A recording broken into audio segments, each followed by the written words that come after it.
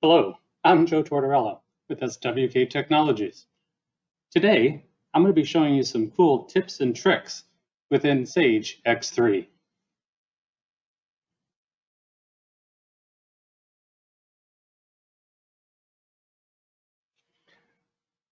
Welcome to Sage X3 Tips and Tricks. First off, I'm going to be talking about putting special notes on pick tickets and packing slips.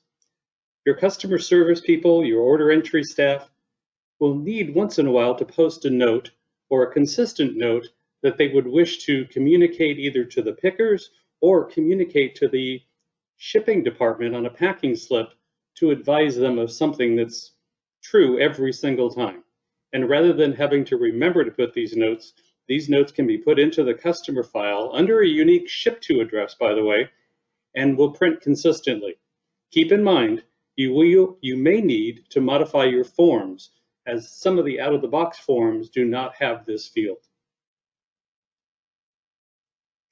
First thing I'm going to do is navigate to the customer file.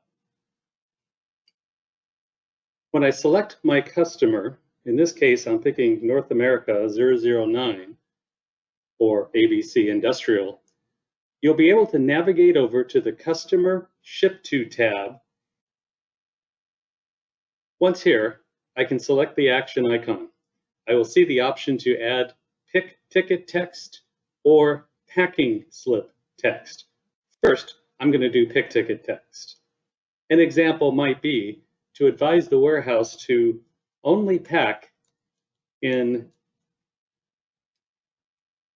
Amazon B15 box. Say OK to that. Don't forget also to save. You can either save now or all the way through it. The other option might be that I choose to put a packing slip text.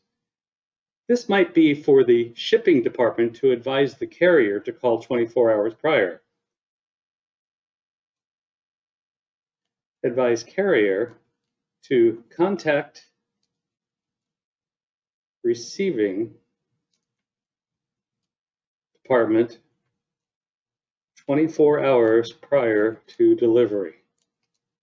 Call 800-555-1212.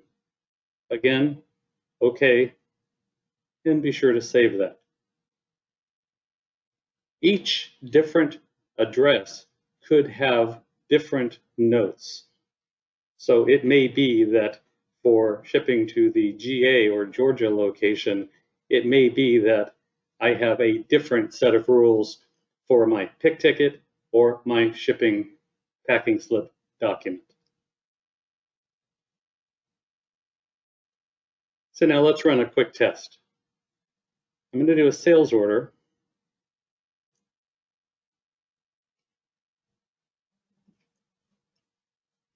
I create a new sales order for customer North America 009. I'm going to pick a product. In this case here, I'm going to pick a brake pedal. I'm going to sell one. I'm going to go ahead and create this sales order. Now, your normal procedures at this point, probably to run preparation list, pick tickets, etc. I'm going to take a quick shortcut here for demo purposes to save time, and I'm going to go directly over to the delivery icon and create a delivery for this sales order immediately. Again, keep in mind, your forms may not be up to date and may need some modification. In this picture, I'm going to actually grab a particular out-of-the-box one called packing slip. I'm going to run that preview, and we will see that my note on the packing slip has come through. When I click here, we will see here, please advise the carrier to contact the receiving department 24 hours prior to delivery at an 800 number. So that is adding a note to the pick ticket and or packing slips consistently to pass through to the picking department, to the warehouse, or to the shipping department to advise on packing slips to our customers.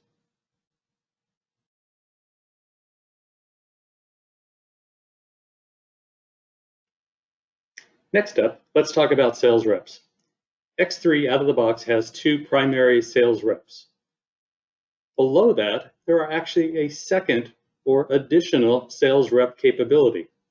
If I navigate to our commercial tab within a customer, we will see Sales Rep 1, Sales Rep 2. Many times I've been asked the question, can I have additional sales reps? What I'm going to do here is I'm going to put myself in as the primary sales rep for this particular customer. And if I click on the action item, I will see the capability of a second representative. Second is misleading because I could actually have more. Perhaps associated with me is my Sam Smith, who happens to be my regional manager. Further, I might have an inside sales rep, customer service rep, that deals strictly with potentially inside sales and automotive in this case for this sample, and I could flag them as a customer service rep. As you can see, I can continue to add. I might even have a special accounts receivable department representative also tagged to this customer. This gives me the capability with each sales rep to have a second, third, fourth for reporting purposes, create dashboards with, whatever I wish to do with this. By the way, also, you have the capability of associating a specific product group related to this. Maybe they're a statistical group, maybe they're part of IT, bikes, food, pharmaceutical, chemical, toy, etc., etc. I'm going to save this, say OK. That is now locked in. And as you can see, I return to it.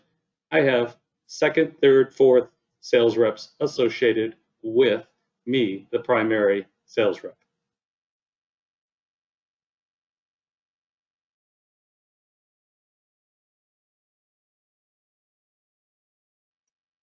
Several years ago, I used to assist with data conversions from legacy systems to Sage X3. And one of the things we would notice on the customer or the supplier side was an extension. X3, as you know, doesn't really handle that very well. Here's a cool feature that will work in Sage X3, as well as allow you to update and use it for other capabilities such as IP phones and or your cell phones. Some cell phones, at least I have an Apple, and we'll show you that picture momentarily. First, we want to navigate over to Common Data, Countries. I'm going to pick the US first. Under the countries is where our phone numbers are formatted for any type of a country, by the way. As you can see here, the phone number is digit, dash, digit, dash, etc. What you can do is do a bracket, a semicolon, a right bracket, and then I do potentially 5 pound signs, tab out of that, and that will create a phone number with an up to 5-digit extension. I'm going to save that. Let me show you what that looks like now. If I navigate over to a customer, any customer in this case here, and I navigate to the address tab, and I'm going to come down to their landline. If I put in a phone number, such as mine, 508-314-5639, and tab out, you're going to notice at the end there is a little semicolon. That allows me to put an extension in there. So let's assume my extensions happen to be 1, 2, 3, 4, 5. Again, if I tab out, we're going to see 508-314-5639, semicolon, 1, 2, 3, 4, 5. You're not required to put all the digits in at all.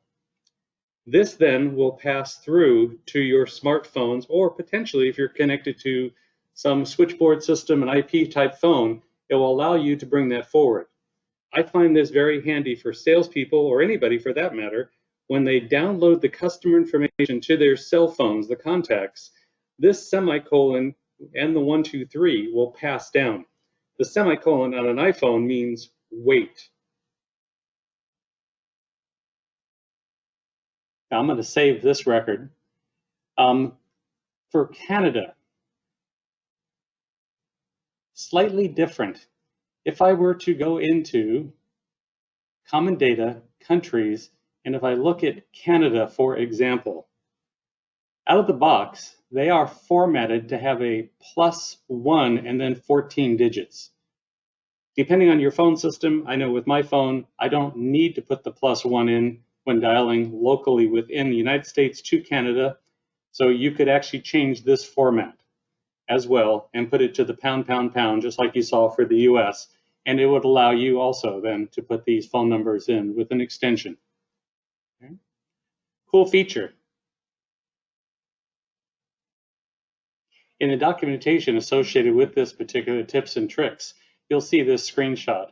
I have dialed, in this case, SWK Technologies, and there is an extension, very blurry here, I apologize, that says dial 12345. Once you get into a phone system, using, in my case, my iPhone, and I hear the prompt on the phone that says, at any time, dial your extension, you can actually press this on your iPhone, and it will actually dial that extension. This is also true for IP phones and potentially other phones that I'm not familiar with. So that's how you would add phone extensions to Sage X3. Please do read the documentation, as there is a parameter setting that you will want to set to allow for this feature functionality.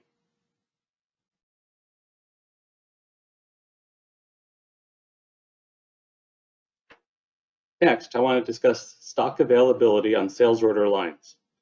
This new enhancement allows you to easily view the stock availability on sales orders. The advantages and benefits: you can immediately see the stock that is available to sell to a customer. It may also show a date available of material that is either in shortage or lack of stock. And I'll be able to jump and use other icons to jump to stock by site and or projected stock. So I'm going to do a new sales order.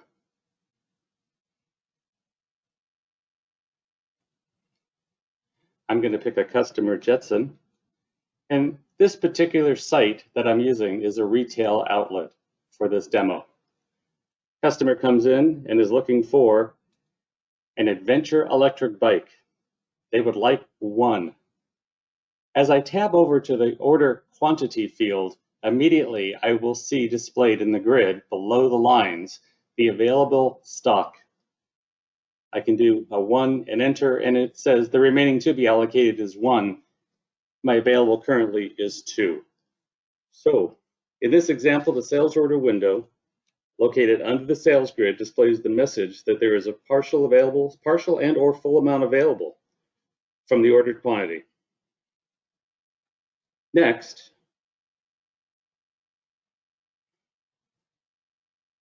customer is looking for a lock for his new bike. Currently, I only have 1 available. Customer wishes to have 2. When I tab from order quantity of 2 to quantity to allocate, I now see that I have available in stock 1 unit, and 6 units will be available on or about April 12th. Remaining to be allocated then will be the second one. So I'm able to see immediately that I can answer my customer and say, I have 1 in stock, and by the way, the other will be here in X number of days. The third product, as I tab over, I see that I have absolutely no available stock. The customer would like 1, and as I tab past it again, we'll see that currently I have absolutely none available to sell, but we'll have 5 on or about April 14th. So the 3 scenarios are: I have full or total availability, I have partial availability, or I have no availability. And again, in these areas, I'm able to then display what to expect in the near future, giving my customer a much better look and feel for products. They may also want the Bolt electric bike. Currently, again, I have availability of 1. They would like 2 of these, and again, it's expected today. However, I have the capability of tunneling and seeing stock by site.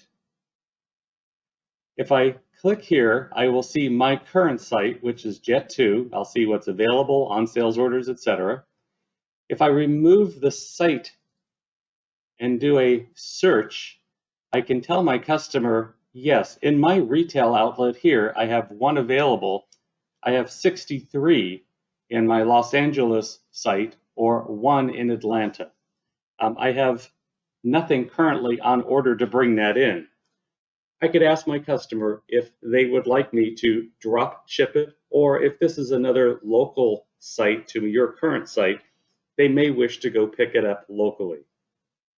So that is a stock by site, giving a much better answer as to what I currently have, what may be on order in my facility, in my site, or what is available in other sites, allowing me to either do a drop ship or set up for a pickup in that other site. Additionally, if I come back up here to my other product, my Spot Green, and if I can then also see the same stock by site, I may discover that I have absolutely nothing available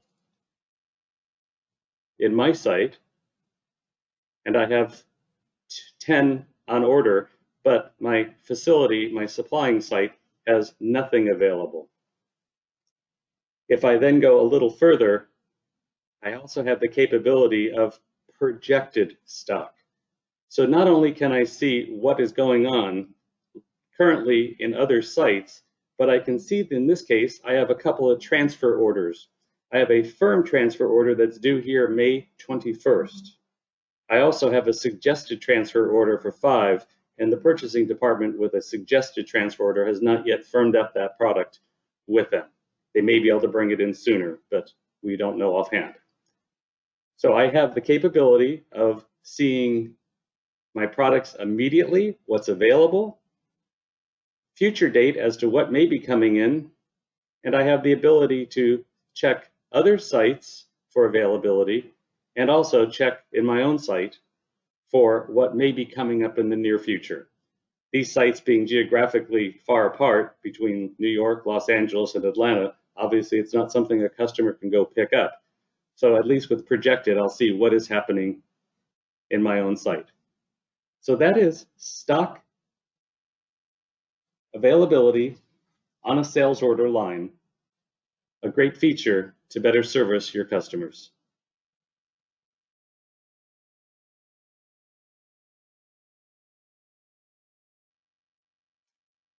Have you ever needed to know the previous value of a field or who changed it and when? Oftentimes, no one will admit to the changes of the values. We can turn on a field level security, and it just may be easier to audit a unique field or 2 or 3. This is not the full audit feature, by the way. There are 2 types of audits. A record audit, which tracks the creation, modification, and or deletion of an entire line in the table, or a field audit, which tracks the before and after values of a field every time it is modified. Today, I'm going to show you a very simple one. I'm going to navigate to Development, Tables, and I'm going to pick the Supplier table, navigate to the Audit tab, and basically I'm going to turn on the Create, Modify, Delete. And I'll talk about workflow here also. I can have the system then send me a workflow notification. We'll talk about that shortly.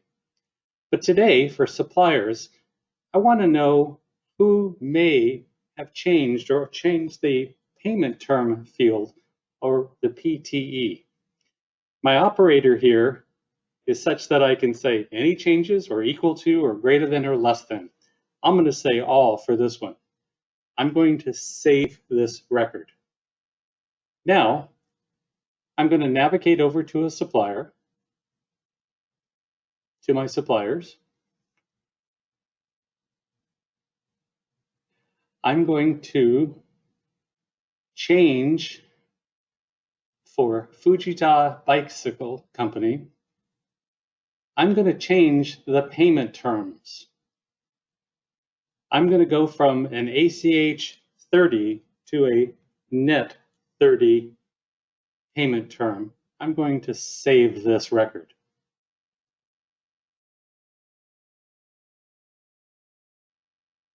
Next, let's navigate to see the change. I'm going to go over to Usage, Audit, Fields. Because this table will be quite large, I'm going to filter it for today's date through the end of time. I'm going to narrow it down to just the VP supplier table, and I'm going to check the details of fields. I'm going to do a search, and we will see that for the BP supplier on April 12th at 3:19 p.m., there was an update event on the key supplier number CN020 by a specific user. They updated the field PTE, which is payment terms. The previous value was ACH 30. The new value is net 30. And the workflow is in process. You can narrow this down at any time for a specific user if you wish to, and say, and search for a specific user and find out what this user has modified in the past X number of days, weeks, months, or a specific set of times. This, like I said, is not a full feature, but is a great feature for auditing a unique field. You may have the customer and or supplier records open to people, and you want to know when they make changes to a specific field, potentially payment terms, credit limits, some feature, some field that is important to you.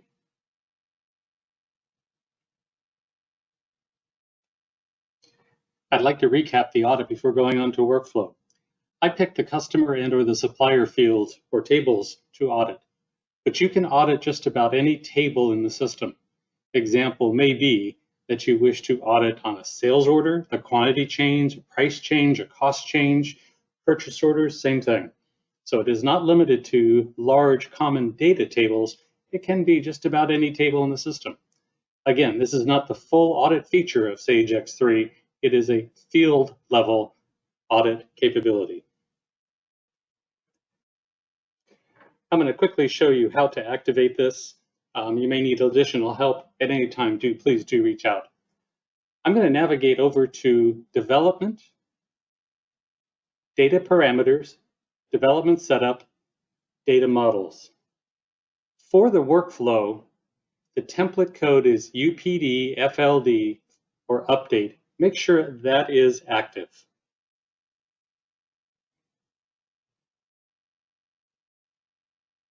Next, let's navigate to Setup,